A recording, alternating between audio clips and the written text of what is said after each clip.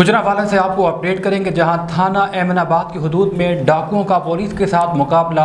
2 डाकू पुलिस मुकाबले के बाद जख्मी हालत में गिरफ्तार कर लिए गए। 4 मुल्जिमान ने लड़की रोड पर ततले माली के रिहायशी अदरान से गन पॉइंट पर नकदी और मोटरसाइकिल छीनी और फरार हो गए।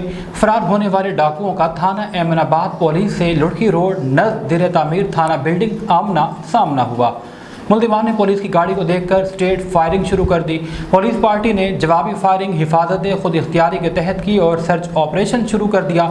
दौरान सर्च ऑपरेशन जाए वकुआ से कुछ फासले पर 2 मुल्जिमान जख्मी हालत में मिले। जख्मी डाकुओं की शनाख्त अबू बकर उर्फ काशी और लुकमान उर्फ पोमा के नाम से हुई। दोनों मुल्जिमान अपने ही साथियों की फायरिंग से जख्मी हुए, जबकि बकिया 2 मुल्जिमान अंधेरे का फ़ायदा उठाते हुए फरार हुए।